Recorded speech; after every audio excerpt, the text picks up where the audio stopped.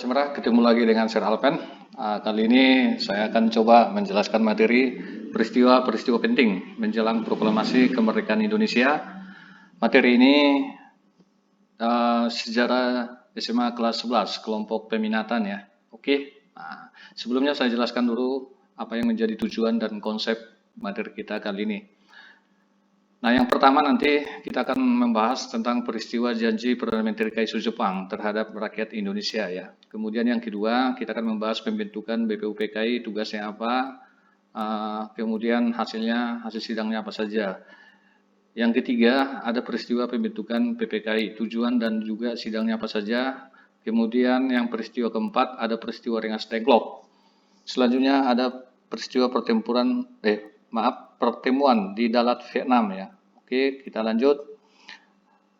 Kemudian peristiwa yang terakhir kita bahas adalah kekalahan Jepang. Nah, kekalahan Jepang ini nanti akan kita tarik terhadap persiapan proklamasi kemerdekaan kita ya. Jadi kita fokus di materi ini, kali ini ada 6 ya. Ada janji Perdana Menteri Koiso, kemudian BPUPKI, PPKI, Rengas Dengklok, pertemuan di Dalat, kemudian kekalahan Jepang. Nah, mari kita bahas sama-sama. Yang pertama kita akan bahas tentang janji Perdana Menteri Koiso Jepang. Nah, ini maksudnya anak-anakku sekalian, kalau kalian masih ingat materi pendudukan Jepang, salah satu kebijakan Jepang atau yang paling pertama dilakukan oleh Jepang di Indonesia itu adalah bagaimana caranya Jepang menarik simpati rakyat Indonesia supaya jangan melakukan perlawanan. Nah, jadi salah satu upaya Jepang untuk menarik simpati rakyat Indonesia yaitu dengan cara menjanjikan sebuah kemerdekaan kelak untuk bangsa Indonesia. Nah, oleh sebab itu maka nanti di dalam sejarah itu bahwa rakyat Indonesia itu sebenarnya menerima dengan tangan terbuka atas kedatangan Jepang ya. Nah, salah satu janji yang dilakukan oleh Jepang bentuk propagandanya yaitu janji kemerdekaan tadi ya. Nah, ini Koiso memberikan janji tersebut ya. Itu janji ini diutarakan pada tanggal 7 September 1944 ya. Nah, cuman dimediakan itu baru tanggal 8. Nah, kira-kira begitu. Nah, bagaimana bentuk-bentuk propaganda Jepang terhadap Indonesia? Nah, salah satunya tadi adalah menjanjikan sebuah kemerdekaan. Tentu rakyat Indonesia kan menginginkan sebuah langkah konkret ya, atau bukti nyata lah ya. Nah, lalu Jepang nanti memberikan propaganda yang lain ya. Nah, misalnya kita bahas satu persatu ya nak ya.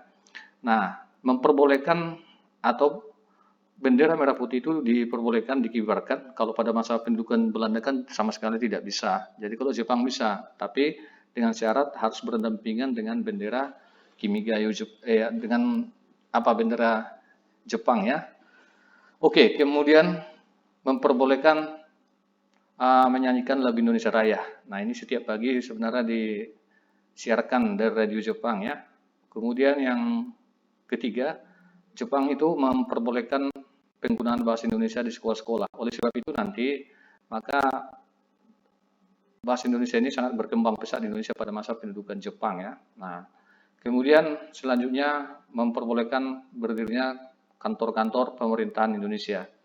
Terus memperbolehkan yang namanya media massa di Indonesia. Nah, inilah bentuk-bentuk propaganda yang dilakukan oleh Jepang sebagai bukti konkret untuk janji kemerdekaan tadi ya. Nah, kira-kira apa maksud dan tujuan daripada Jepang di sini? Nah, mungkin anak-anak kami sudah paham ya, apa maksud dan tujuan Jepang memberikan janji kemerdekaan tersebut.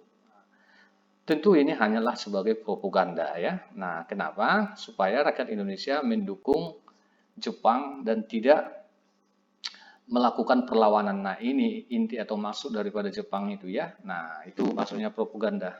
Sampai di situ paham? Kita lanjut.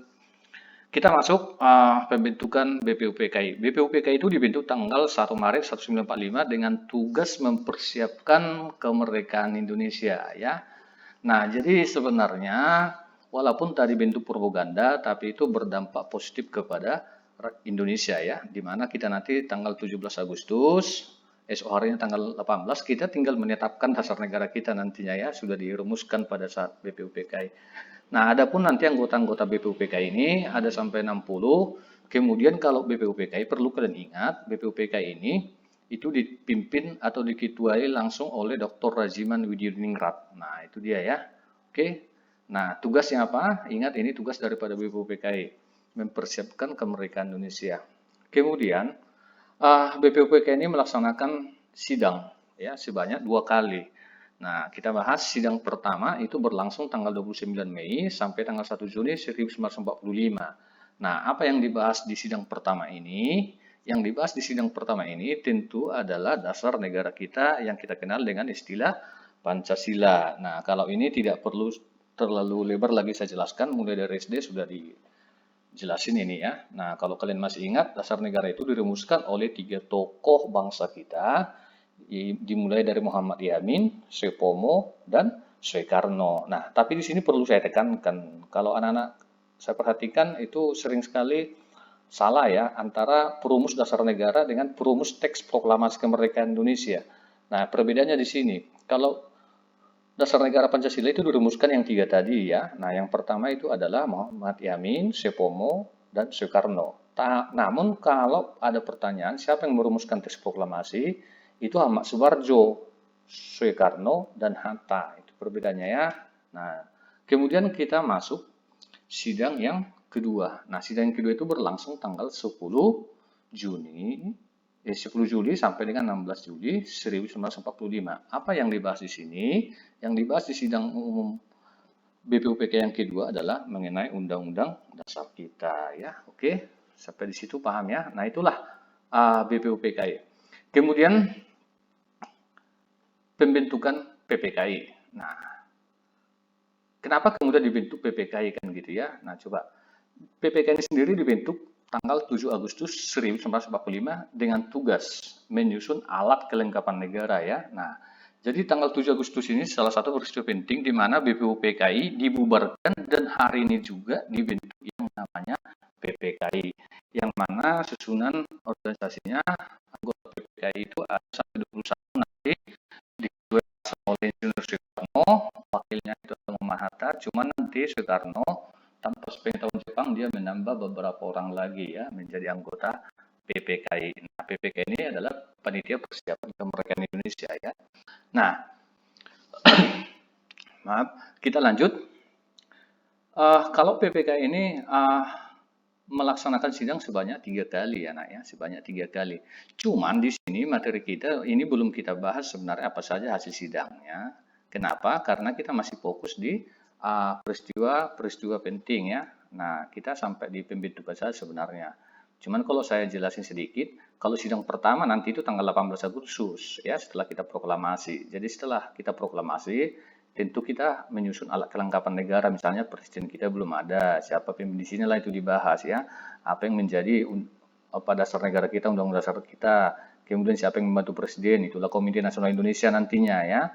Kemudian dilanjutkan besok harinya tanggal 19 sidang kedua. Nah, di sini nanti akan dibahas ada 2 hasilnya. Yang pertama itu adalah menetapkan 12 kementerian atau departemen. Kemudian menetapkan wilayah Indonesia menjadi 8 provinsi. Nah, sidang ketiga itu di tanggal 22 ya, kelang deh, tanggal 22 Agustus 1945. Ada 3 yang dihasilkan nanti, yaitu membentuk yang namanya Badan Keamanan Rakyat atau BKR ya, Badan Keamanan Rakyat atau BKR. Kemudian membentuk yang namanya Komite Nasional Indonesia baik di pusat dan juga daerah. Terus yang ketiga hasil sidang PPKI ketiga yaitu menetapkan PNI atau Partai Nasional Indonesia menjadi partai satu-satunya atau partai tunggal di Indonesia. Nah, itulah hasil sidangnya, ini nanti dibahas sebenarnya setelah kita proklamasi. Tapi nggak apa-apa, saya jelaskan supaya mengerti kronologi sejarahnya ya. Oke, kita next, Nabu. Sekarang kita masuk peristiwa kekalahan Jepang. Nah, maksudnya kekalahan Jepang di sini, anakku sekalian, adalah kekalahan Jepang di Perang Asia Pasifik atau Perang Dunia Kedua. Oke, sekarang saya Alpen akan kasih yang namanya kronologisnya ya. Jadi kalau sejarah itu sebenarnya enak kalau mengerti yang namanya kronologisnya ya. Nah, oke, kita lihat seperti apa kronologisnya. Tanggal 7 Desember 1941, Jepang itu menghancurkan Angkatan Laut Amerika Serikat di Pulau Hawaii. Inilah yang dimaksud dengan awal Perang Dunia Kedua di kawasan Asia Pasifik. Nah, jadi di sini Jepang ingin menguasai Asia Pasifik dengan cara mengusir orang-orang Eropa yang ada di Asia Pasifik ya. Kenapa Angkatan Laut Amerika Serikat? Nah, ini menjadi halangan buat Jepang pada saat itu untuk berkuasa di Asia Pasifik. Nah, setelah itu anakku sekalian, maka tentu Amerika tidak tinggal diam, dia akan balas dendam. Kapan balas dendamnya ini? Nah, ini dia. Jadi tanggal 6 dan 9 Agustus 1945, sekutu membom atom kota Hiroshima dan Nagasaki. Nah, ini pertama sekali bom atom diuji coba, kemudian menghancurkan dua kota. Nah, jadi sebenarnya pada saat di bom ini, Jepang belum menyerah. Cuman datang sekutu mengatakan satu bom atom lagi akan kami sediakan khusus untuk membom ibu kota Tokyo. Nah, di situ Jepangnya langsung kalang kabut ya. Nah, lalu apa dampaknya? Nah, ini dia kronologi yang ketiganya. Maka tanggal 10 ya, tanggal 10 itu diadakanlah pertemuan di Dalat. Nah, jadi konsep materi tadi kan ada pertemuan Dalat. Siapa yang bertemu dengan siapa? Nah, jadi di Dalat ini markas daripada Jepang, namanya Jenderal Terauchi, ya, ini pimpinan militer besarnya kalau di Asia Tenggara. Dia memanggil Soekarno, Hatta, dan Dr. Rajiman Widodiningrat ke Dalat, Vietnam tanggal 10, ya. Nah, dengan tujuan apa? Dengan tujuan untuk menjanjikan sebuah kemerdekaan kepada Indonesia untuk merealisasikannya. Ini dia, Jepang diambang kekalahan di Perang Dunia Kedua. Karena Jepang itu sudah mulai diambang kekalahan, maka Jepang itu kan boleh kita katakan itu kekurangan tenaga lah gitu ya. Nah, kekurangan tenaga. Nah, jadi Jepang pura-pura memberikan ini, menjanjikan paling lambat 24 Agustus 1945 agar Indonesia, jadi tujuannya agar Indonesia mendukung Jepang pada saat itu ya. Nah, itu kalau dalam politiknya. Oke, kita lanjut anak-anakku sekalian. Maka tanggal 14 ya. Nah, jadi setelah dibom tanggal 6-9 Agustus, ternyata tanggal 14 Agustus 1945, Jepang itu bertekuk lutut atau menyerah tanpa syarat kepada sekutu ya anakku ya. Nah, itu dia. Oke, paham ya? Ini dia. Nah, setelah kekalahan Jepang tanggal 4, kan sudah dekat dengan proklamasi kemerdekaan kita kan. Nah, jadi inilah keterkaitannya semua. Jadi boleh kita katakan juga sih, kita bisa proklamasi itu karena terjadi Perang Dunia Kedua pada saat itu ya. Di saat Perang Dunia Kedua itu terjadi, kita sibuk mempersiapkan proklamasi kita. Boleh kita katakan ambil kesempatan dalam kesempitan, begitu ya. Nah, jadi kronologi selanjutnya, apa yang terjadi di Indonesia? Maka terjadi di Indonesia yang disebut dengan istilah vacuum of power. Vacuum of power artinya kekosongan kekuasaan. Nah, inilah sebenarnya kesempatan besar buat bangsa Indonesia untuk menyusun proklamasi kemerdekaannya. Ya, nah maka nanti terjadilah peristiwa Rengas Dengklok. Nah, kita masuk ke materi ini ya. Oke, paham? Peristiwa Rengas Dengklok. Nah, tanggal 15 Agustus 1945, Soekarno dan kawan-kawan, maksudnya Hatta dan Dr. Rajiman tadi, sudah kembali dari Dalat Vietnam dan tiba di Jakarta. Setelah mereka tiba di Jakarta, ternyata sudah golongan pemuda di Jakarta sudah duluan mendengarkan atau mendengar berita kekalahan Jepang tadi ya kan di Perang Dunia Kedua. Nah, ini golongan muda langsung mendesak agar proklamasi segera dilaksanakan. Jadi kata kuncinya sekalian, terjadinya peristiwa Rengas Dengklok ini nanti, terjadinya perdebatan antar golongan muda dengan golongan tua. Apa yang didebatkan? Kata kuncinya adalah waktu pelaksanaan proklamasi kemerdekaan. Golongan muda mengatakan harus secepatnya, tidak ada campur tangan negara asing. Tetapi golongan tua mengatakan tidak boleh terburu-buru dan gegabah bahwa proklamasi itu harus disusun secara terorganisir. Nah, selain itu, golongan tua juga beralasan akan menunggu Jepang ya secara resminya. Nah, itulah pendapat dari golongan tua dan golongan muda tetap dengan pendapatnya harus segera, tidak boleh dipengaruhi oleh Jepang begitu ya. Nah, maka terjadilah ini. Golongan muda mengamankan Soekarno ke desa Rengas Dengklok dipimpin oleh Sudanko ya anak ya. Nah, diamankan. Sebenarnya apa tujuan penculikan Soekarno ke Rengas Dengklok? Sebenarnya itu untuk mengamankan supaya nanti Soekarno itu jangan lagi dipengaruhi oleh Jepang di Jakarta kira-kira begitu. Nah, kira-kira apa alasannya? Kenapa golongan muda harus membawa atau mengamankan yang namanya Soekarno ke Rengas Dengklok? Kenapa bukan ke tempat yang lain? Alasannya tentu karena tempat itu sangat aman karena dekat dengan markas PETA dulu ya, pembela tanah air. Jadi kalau ada nanti apa-apa bisa kita dibantu kira-kira begitu. Oke, anakku sekalian kita lanjut kronologi selanjutnya. Nah, rombongan kembali ke Jakarta untuk menyusun teks proklamasi ya. Nah, rombongan kembali. Nah, jadi bukan di Rengas Dengklok itu disusun proklamasi kita ya. Nah, jadi kembalilah ke Jakarta. Setelah kembali ke Jakarta, nanti disitulah proses penyusunan proklamasi. Apa yang akan terjadi? Nah, anak-anakku sekalian, di sini nanti akan kita bahas judul besarnya adalah proklamasi kemerdekaan, mulai dari penyusunan. Nah, ini kita akan bahas di materi atau video Sir Alpen berikutnya. Ditunggu ya, nak ya. Oke, saya rasa demikian. Tapi sebelumnya saya akan kasih dokumentasi. Nah, ini dia perdebatan golongan muda dengan golongan tua ya. Kemudian ini tadi Rengas Dengklok, ini rumah di mana Soekarno diamankan ya. Nah, jadi ini rumah etnis kita Tionghoa namanya Joki Song ya, nah ya. Sampai sekarang ini masih sangat bersejarah ya. Oke. Sebelumnya saya Alpen kasih tugas lah sebagai uji materi. Yang pertama, coba kalian jawab ini, bagaimana upaya Jepang menarik simpati rakyat Indonesia pada masa pendudukannya. Yang kedua, bagaimana akhir pendudukan Jepang di Indonesia. Apa latar belakang terjadi peristiwa Rengas Dengklok. Dan yang keempat, nilai-nilai apa sajakah yang dapat kalian petik dari peristiwa di atas. Nah, demikian ya. Oke, semoga bermanfaat apa yang Sir Alpen jelasin. Tentu masa depan bangsa ini ada di tangan kalian. Cintailah sejarah, dengan sejarah kita menjadi bijak.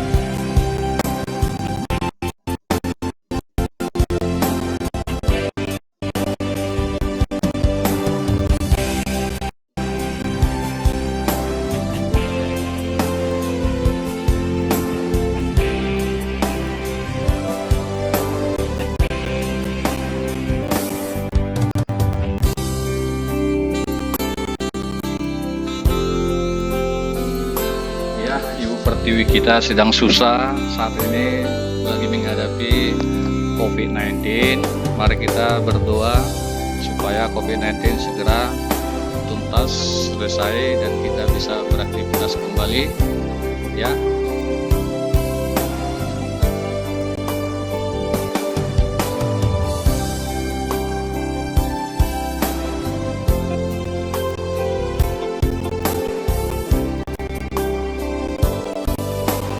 Baik, kita sendiri anak-anak kami yang menggembirakan Ibu Pertiwi. Sampai ketemu lagi di video-video Sir Alpen berikutnya ya. Jangan lupa like dan subscribe Alpen Room. Sekian dan terima kasih.